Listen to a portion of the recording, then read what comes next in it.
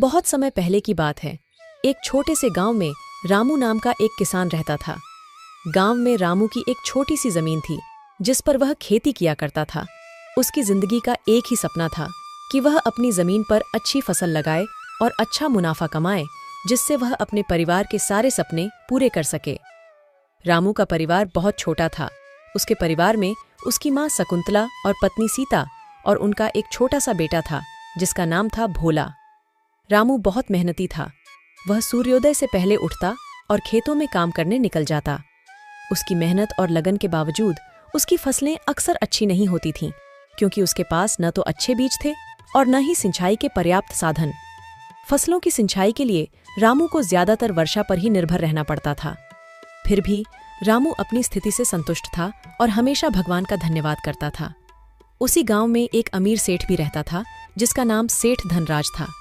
सेठ धनराज बहुत लालची और निर्दयी था। उसने गांव के कई गरीब किसानों की जमीनें अपने नाम करवा ली थीं और उन पर ब्याज का भारी बोझ डाल दिया था। एक बार गांव में सूखा पड़ गया।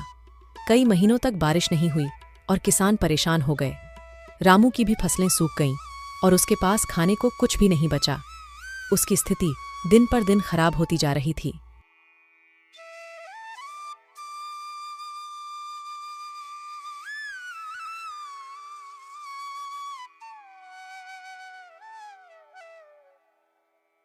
भाई, इस साल तो बड़ी मुसीबत आ पड़ी है। हमारे सारे खेत सूख गए हैं, फसल का नामो निशान नहीं बचा। अब हम क्या करेंगे? हाँ रामू, मेरी भी सारी फसल बर्बाद हो गई। बच्चों के खाने के लिए अनाज तक नहीं बचा है। समझ में नहीं आ रहा कि इस संकट से कैसे निपटेंगे। सरकार ने तो कुछ मदद का वादा किया था, लेकिन अब तक कुछ नहीं हुआ। हमें कुछ करना होगा, वरना भूखे मर जाएंगे। मुझे लगता है हमें सेठ जी से मदद मांगनी चाहिए। हम किसानों की इस स्थिति के बारे में तो सेठ जी को भी पता जरूर होगा।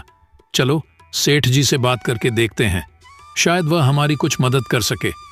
रामू भाई, सेठ जी के पास तो गलती से भी मत चले जाना।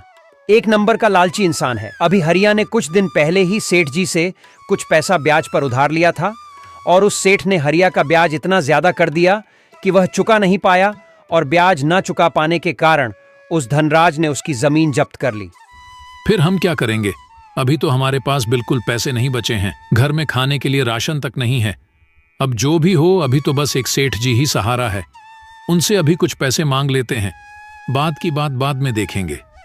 देखो रामू, मेरा मकसद था तुम्हें सतर्क करना।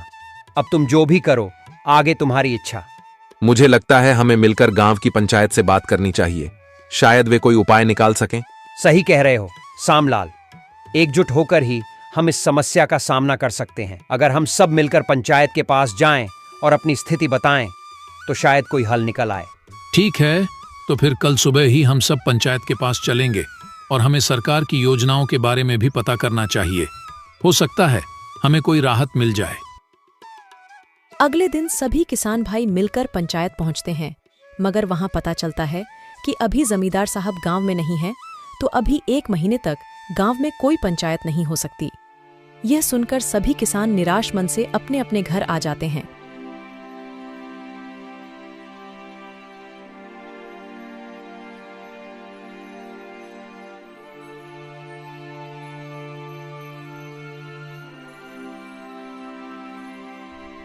सीता, अब क्या होगा?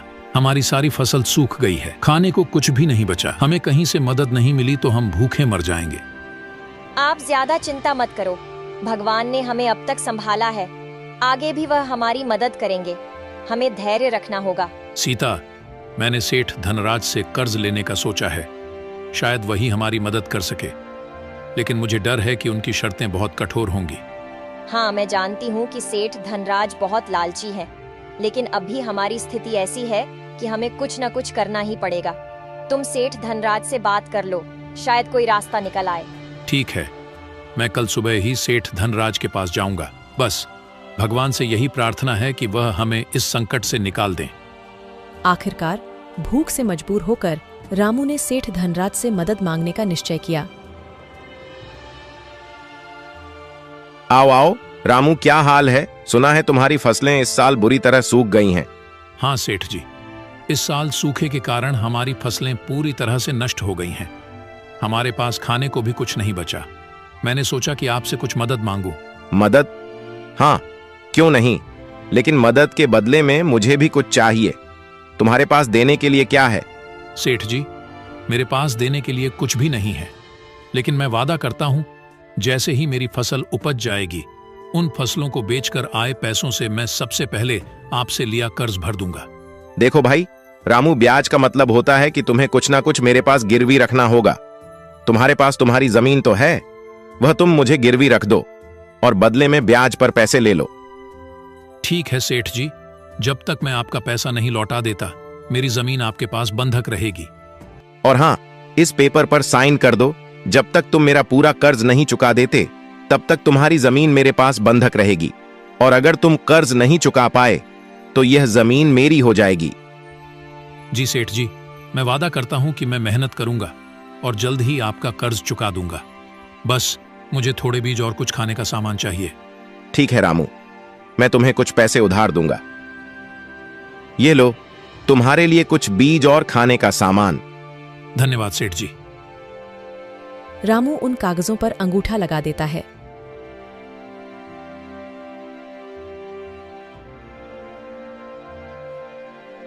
सीता सेठ धनराज ने हमें कर्ज तो दे दिया, लेकिन उसने हमारी जमीन बंधक रख ली है। अगर हम समय पर कर्ज नहीं चुका पाए तो हमारी जमीन उसकी हो जाएगी। हमें हिम्मत नहीं हारनी चाहिए। हम मेहनत करेंगे और इस साल अच्छी फसल उगाएंगे। हमारी मेहनत और ईमानदारी हमें बचाएगी। हमें बस एक दूसरे पर विश्वास रखना होगा। तुम सही कह रही हो सीता, हम मिलकर मेहनत करेंगे और इस बार हमारी फसल जरूर अच्छी होगी। भगवान हमारे साथ हैं। सीता, यह लो, इसमें कुछ बीज है और कुछ खाने का सामान। तुम अभी इन बीजों को संभाल कर रख दो। मैं कल सुबह उठकर सबसे पहले खेतों में बीज की रोपाई करूंगा, और इसमें जो खाना है वह तुम सबके लिए निकाल कर ले आओ। अगले दिन से ही रामू खेतों पर कड़ी मेहनत करने लगता है। वह खेतों में बीजों की रोपाई और रोज सिंचाई किया करता था। कुछ ही महीनों में रामू की पूरी फसल पककर तैयार हो जाती है, और अच्छे बीज होने के कारण रामू की काफी अच्छी फसल आती है। इस बार उसकी प्रार्थना भगवान ने भी सुन ली थी, और गांव में इस बार जमकर बारिश हुई। खेतों की सारी फसलें लहलहा ही रही थीं।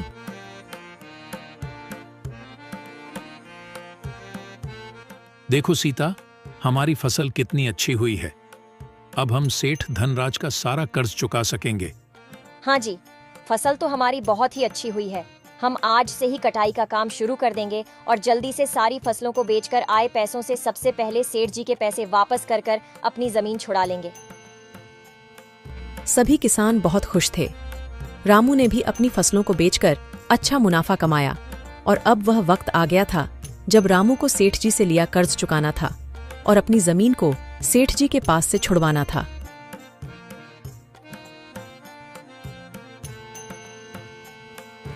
सीता, फसलों को बेचकर हमें काफी अच्छा मुनाफा हुआ है। मैंने कहा था ना, हमारी मेहनत और ईमानदारी हमें बचाएगी। अब चलो जल्दी से सेठ का कर्ज चुकाकर अपनी जमीन वापस ले आएं। दोनों सेठ धनराज के घर जाते हैं। सेठ जी, यह लीजिए, आपके पैसे जो मैंने आपसे कर्ज लिया था, उसका पूरा ब्याज मिलाकर ये पैसे हैं।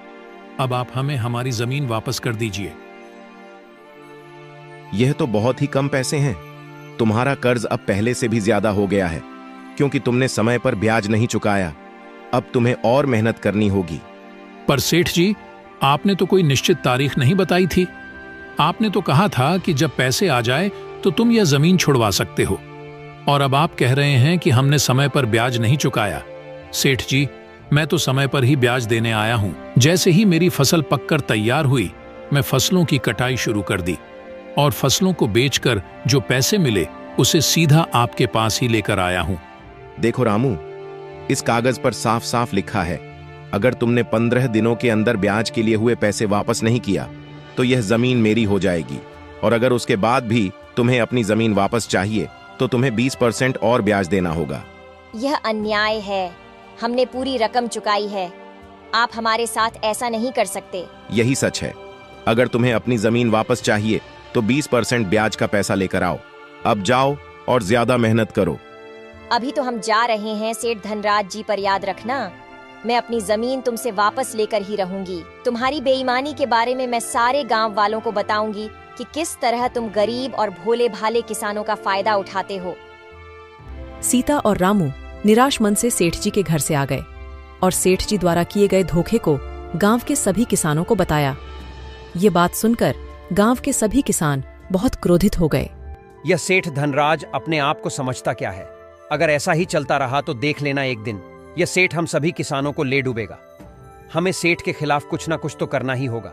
हाँ, लेकिन सबसे पहले यह सोचो कि रामू की जमीन उस सेठ धनराज से कैसे छुड़वाएं। वह सेठ तो यह जिद करके बैठा है कि रामू 20% ब्याज और ज्यादा देगा तभी उसकी जमीन वापस करेगा। हमें पंचायत में जाकर इसकी शिकायत करनी चाहिए। अब तो जमींदार साहब भी घर आ गए होंगे। लेकिन मुझे लगता है एक बार हमें सेठ धनराज से भी बात कर लेनी चाहिए। अगर सेठ धनराज प्यार से मन जाता है तो ठीक, वरना फिर हम पंचायत में ही इसकी शिकायत करेंगे। सभी किसान मिलकर सेठ धनराज के पास पहुंच जाते हैं। सेठ धनराज जी, आपने रामू की जमीन को क्यों हड़प रखा है? आप उसकी जमीन वापस कर दीजिए। आपको रामू ने जब सारे पैसे दे दिए हैं तो आप उसकी जमीन वापस क्यों नहीं कर रहे हैं? तुमसे किसने कहा कि रामू ने सारे पैसे वापस दे दिए हैं? रामू ने बस कुछ पैसे वापस दिए हैं, बाकी ब्याज के पैसे देने अभी बाकी है। जब तक वह पैसे मेरे हाथ में नहीं आते रामू की जमीन वापस नहीं मिलेगी। देखिए सेठ जी, इतना तो हमें भी पता है कि आप ब्याज पर पैसे देने के बदले हम गरीब किसानों को बहुत भारी लूटते हैं। अगर आप रामू की जमीन सीधे सीधे वापस नहीं करेंगे तो हम पंचायत में जाएंगे, और अगर एक बार आपका नाम हमने पंचायत में दे दिया तो आपको भी पता है कि पूरे गांव में आपकी कितनी बदनामी होगी। तो आप सीधे सीधे अगर रामू की जमीन वापस कर सकते हैं तो कर दीजिए, वरना हम पंचायत में जाएंगे। पंचायत का नाम सुनकर सेठ धनराज थोड़ा घबरा जाता है। अगर यह बात पंचायत तक पहुंच गई तो पूरे गांव में मेरी बहुत बदनामी होगी। नहीं नहीं, मैं ऐसे होने नहीं दे सकता। लगता है इस रामू की जमीन वापस करनी ही पड़ेगी। एक काम करता हूं, इसकी जमीन वापस कर ही देता हूं। कम से कम गांव में मेरी इज्जत तो बनी रहेगी। अरे किसान भाइयों, इतना क्यों नाराज होते हो? एक जमीन ही तो है। ठीक है रामू, मैं तुम्हारी जमीन तुम्हें वापस करता हूं और तुम्हें अब कोई ब्याज देने की भी जरूरत नहीं है। तुम्हारा ब्याज मैंने माफ कर दिया है। इस घटना ने रामू को सिखाया कि मेहनत और ईमानदारी से हर मुश्किल को पार किया जा सकता है। साथ ही गांव के लोगों ने भी सीखा कि एकता में बल होता है। रामू और उसका परिवार अब खुशी खुशी अपने खेतों में काम करते हैं और गांव के लोग भी मिलकर एक दूसरे की मदद करते हैं। इस प्रकार गरीब किसान रामू ने अपनी मेहनत, ईमानदारी और गांव की एकता से अपनी जमीन और इज्जत दोनों को बचा लिया।